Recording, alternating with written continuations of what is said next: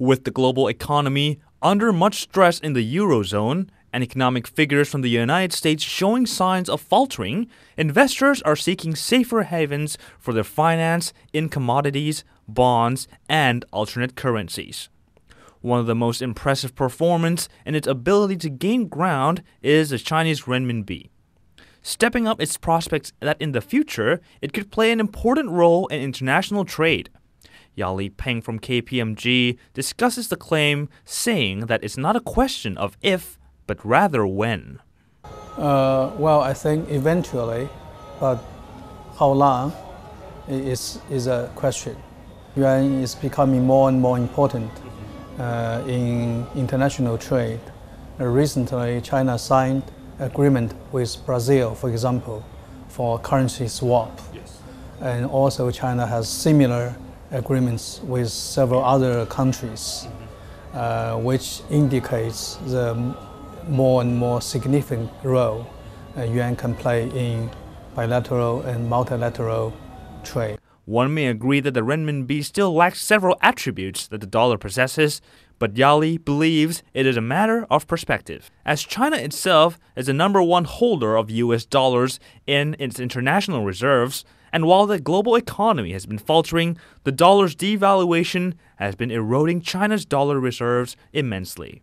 First of all, it's a question of perception, which is linked to different political systems in society. I think U.S. unavoidably is perceived as a more stable, more prosperous state, and China is a developing country still on its way to become a stable entity.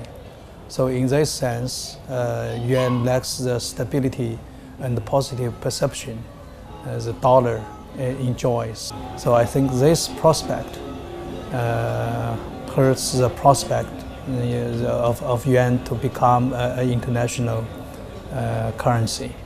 The global backdrop encouraging ascension of a currency is also required for it to be accepted. Currently, the core traded currencies are the US dollars, the euro, and the Japanese yen, where all these mentions are coming under much stress. The US dollar has not fully recovered from its 2008 Wall Street crash, the Japanese yen has been going on an appreciation streak, and the euro is facing its worst challenge since its inception. China has been busy trying to facilitate the renminbi's readiness, with a key pivotal role in contributing even to the Chiang Mai initiative. Definitely, I think so. As an example, between China and Brazil has indicated, there is always balance of power. There is going to be a balance, always a balance. So someday, if euro or dollar will recover their strength and become more stable, more trustful in the global trading system, I think the progress of yuan probably will be slower. But there is also a win-win situation that these major currencies, including Japanese yen and euro and dollar and renminbi, will all become one part of the global reserve. This is possible. However, while various Western economists look into the future and see a more unified currency regulatory that is highly institutionalized, Yali sees a more balanced traded group of currencies, which the renminbi is also included. With these currencies having suffered a downturn, will there be a new unified currency? Well, not exactly a unified currency. The prospect for unified currency, I think, is very remote, particularly because of the recent euro crisis. People began to question whether it is feasible to have a regional unified currency, let alone a global unified currency.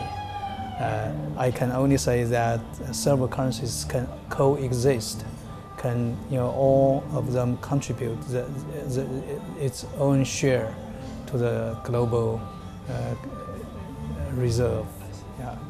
Thank you for your time. Thank you.